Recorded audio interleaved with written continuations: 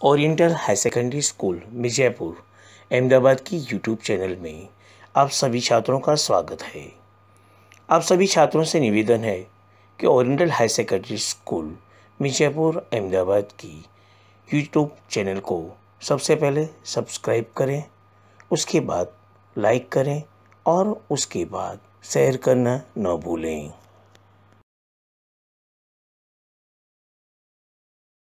इस power point presentation के प्रस्तुत करता है कुरैशी गुलाम दस्तगीर आई।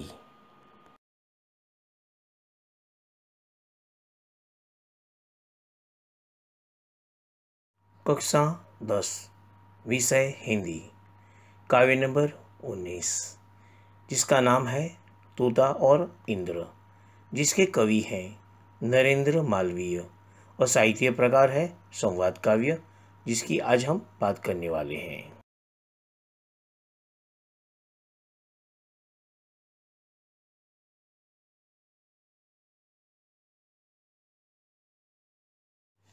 कक्षा 10 विषय हिंदी, काव्य नंबर 19, जिसका नाम है तोता और इंद्र, जिसके कवि हैं नरेंद्र मालवीय और साहित्य प्रकार है संवाद काव्य।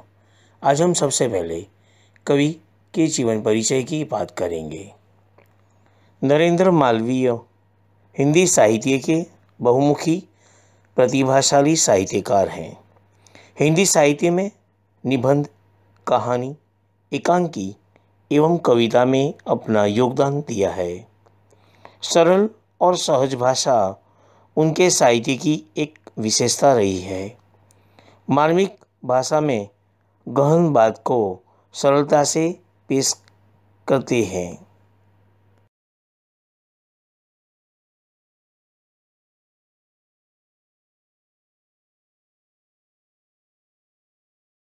कक्षा 10 विषय हिंदी, काव्य 19, जिसका नाम है तोता और इंद्र, कवि है नरेंद्र मालवीय और साहित्य प्रकार है संवाद काव्य। सबसे पहले हम कविता के सार की बात करेंगे। यह एक सरल और सुबोध रचना है।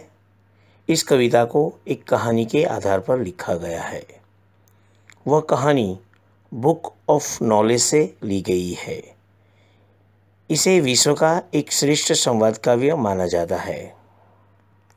इसे संवाद काव्य क्यों माना जाता है, इसके पीछे की बात यह है कि इस काव्य के अंदर इंद्र और तोता दोनों के संवाद है।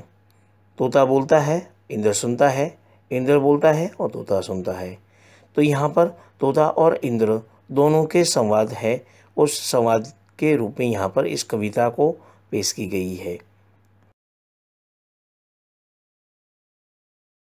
कक्षा 10 विषय हिंदी, काव्य नंबर 19, जिसका नाम है तोता और इंद्र, जिसके कवि हैं नरेंद्र मालवीय और साहित्य प्रकार है संवाद काव्य।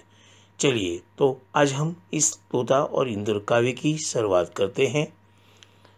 सुनो भाइयों, तुम्हें सुनाते आज एक प्राचीन कहानी, जो है अति सुंदर, अति अद्भुत, सचमुच कहानियों की रानी। इस काव्य पंक्ति के अंदर आने वाले शब्दार्थ की बात कर लें। प्राचीन, इसका अर्थ होता है पुरानी। अति, इसका अर्थ होता है बहुत, अधिक, ज़्यादा, काफ़ी। अद्भुत, इसका अर्थ होता है अनोखा। कवि मालवीय जी कहना चाहते हैं कि भाइयों सुनिए, आपको हम आज एक पुरानी कहानी सुनाते हैं। यह बहुत सुंदर और अद्भुत तथा सबसे अच्छी कहानी है। आगे दूसरी पंक्ति है। पुण्य भूमि काशी की महिमा, चारों दिशा में थी अति गुंजित। देवों सहित देवपति उसको लगकर होते थे अति हर्षित। पुण्य भूमि काशी की महिमा, चारों दिशा में थी अति गुंजित। देवों सहित देवपति उसको लगकर होते थे अति हर्षित। इस काव्य पंक्ति में आने वाले शब्दार्थ। महिमा, इसका अर्थ होता है महत्व, प्रताप, प्रभाव, महत्ता, बड़ाई। देव, इसका अर्थ होता है देवता।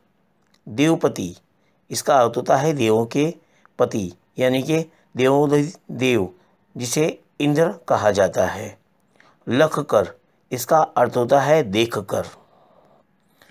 कवि नरेंद्र मालवीय कहना चाहते हैं कि काशी, जिसे हम वाराणसी भी कहते हैं और बनारस भी कहते हैं, तो काशी जो है वो पुण्य भूमि मानी जाती थी और उसकी महिमा चारों दिशाओं में गुंजायमान थी, यानी कि उसकी महत्ता जो है वो चारों दिशाओं में गुंजाई जाती थी।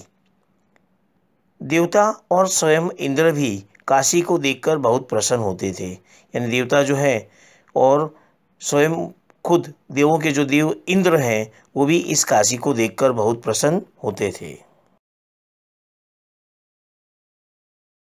आगे पंक्ति है, गुजर रहे थे इंद्र एक दिन, जबकि निकट के निर्जन वन से देखा एक पेड़ अति भारी, सूखा निर्जीवित सा तन से। गुजर रहे थे इंद्र एक दिन, जबकि निकट के निर्जन वन से देखा एक पेड़ अति भारी, सूखा निर्जीवित सा तन से। इस काव्य पंक्ति में आने वाले शब्दार्थ की बात करते हैं। निर्जन, इसका अर्थ होता है वीरान। निकट, इसका अर्थ होता है पास, नज़दीक, समीप। पेड़, इसका अर्थ होता है तरु, वृक्ष। निर्जीवित, इसका अर्थ होता है बेजान, जिसमें जान न हो वह। तन, इसका अर्थ होता है शरीर, देह, काया। कवि नरेंद्र मालवीय जी कहना चाहते हैं कि एक दिन देवराज इंद्र काशी के समीप यानी पास के एक निर्जन वन से होकर जा रहे थे। उन्हें एक विशाल सूखा पेड़ दिखाई दिया।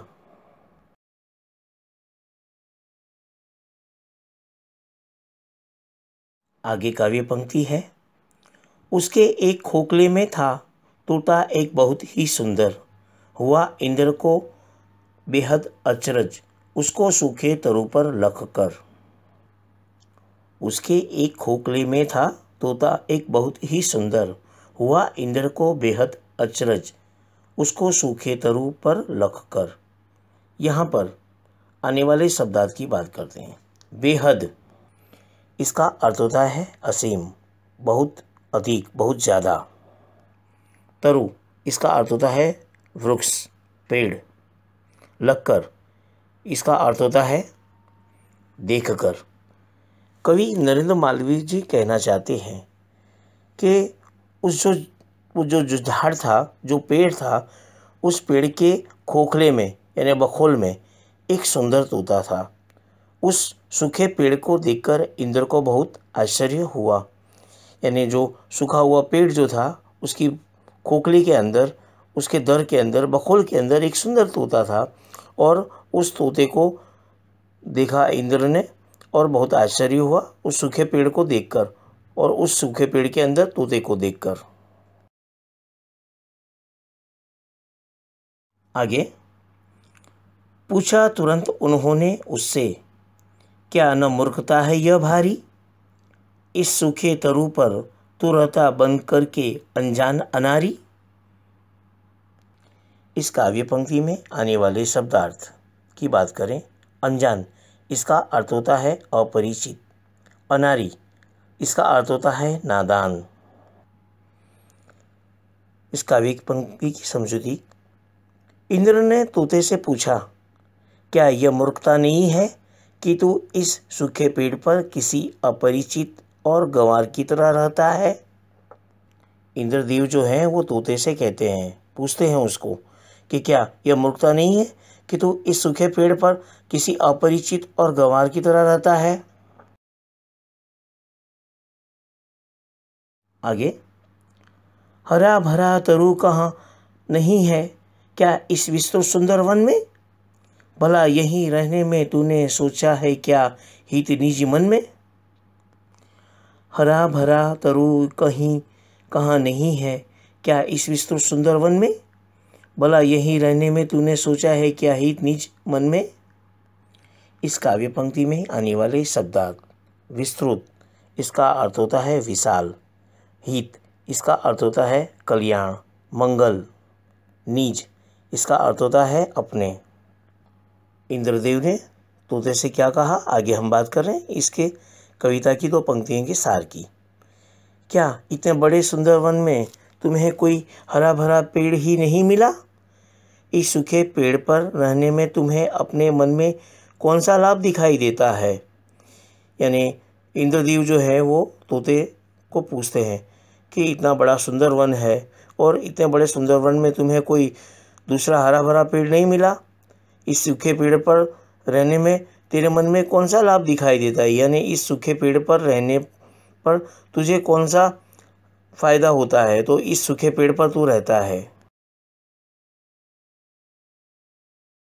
आगे इंद्रदेव के इस सवाल की जवाब में तोता बोलता है। तोता बोला, महाराज यह तरु पहले था बेहद सुंदर, सारे वन में एकमात्र था सबसे अच्छा सबसे मनहर। यानी तोता क्या बोलता है? तोता बोला, महाराज यह तरु पहले था बेहद सुंदर, सारे वन में एकमात्र था सबसे अच्छा सबसे मनहर। इस काव्य पंक्ति में आने वाले शब्दार्थ की बात कर लें। एकमात्र इसका अर्थ होता है अपने ढंग का, अकेला। मनहर यानी मन को हरने वाला, सुंदर, मनोहर, आकर्षक, इसका यह अर्थ होता है। इस काव्य पंक्ति की समझौते की बात करें। तोते ने इंद्र से कहा, महाराज यह पेड़ सारे वन में अपनी किस्म का अलग, सबसे अच्छा, सबसे सुंदर और मन को मोह लेने वाला था। यानी जो पहले जो पेड़ जो ये था वो अपनी किस्म का अलग था, यानी सबसे अलग यह पेड़ था, सबसे अच्छा था, सबसे सुंदर था और मन को मोह लेने वाला ये पेड़ था। सारे वन में इसी जैसा दूसरा कोई पेड़ नहीं था। आगे इंद्रदेव को तोता क्या कहता है? जैसा था वह सबसे सुंदर, वैसा ही था यह बलशाली। यह ही था इस वन की शोभा, भाग्यवान अति गौरवशाली। जैसा था यह सबसे सुंदर, वैसा ही था यह बलशाली।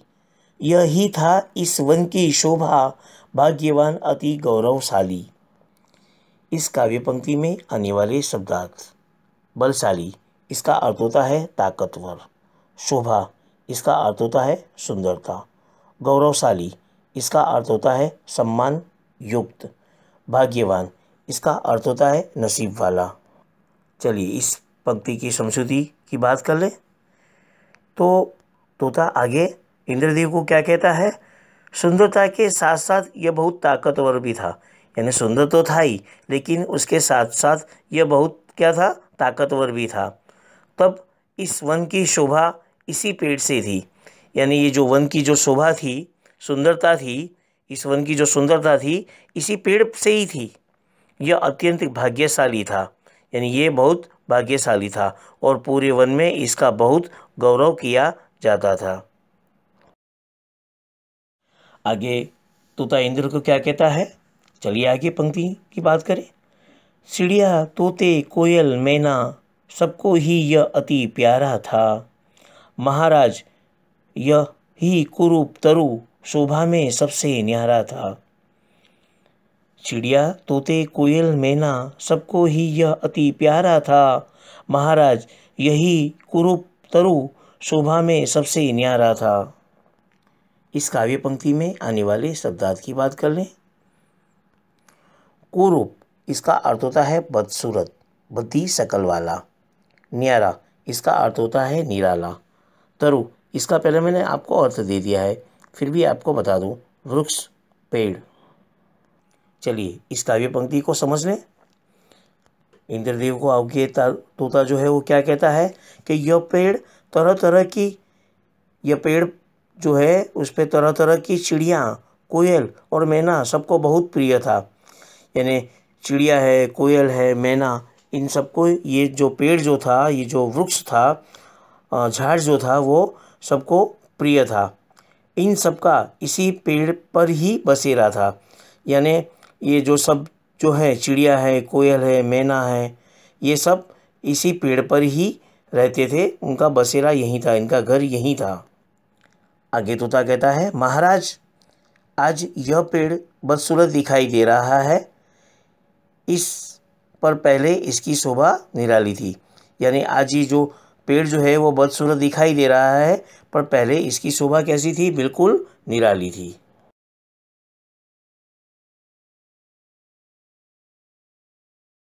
आगे इंद्रदेव को तोता क्या कहता है?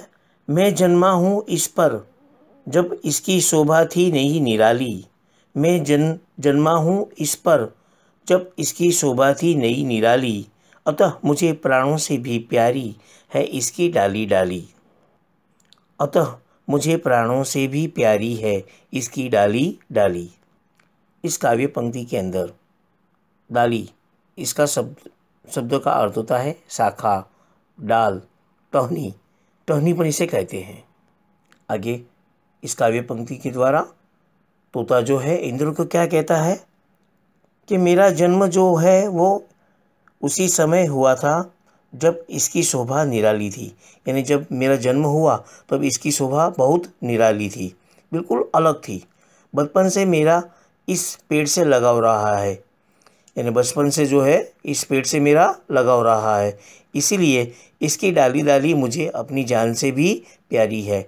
यानी बचपन से ही इस पेड़ से मेरा लगाव रहा है, इसीलिए ये जो डाली डाली है उससे मुझे अपनी जान से भी प्यारी लग रही है। इस झाड़ की डाली, इस तरु की डाली जो है वो मुझे मेरी जान से भी ज़्यादा अधिक प्यारी लगती है।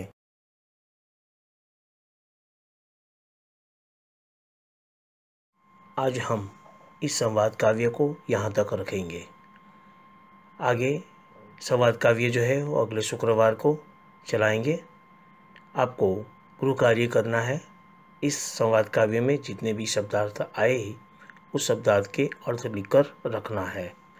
उसके बाद दूसरा गृह कार्य जो है वो पाठ संवाद काव्य पूरा होने के बाद आपको दिया जाएगा। धन्यवाद।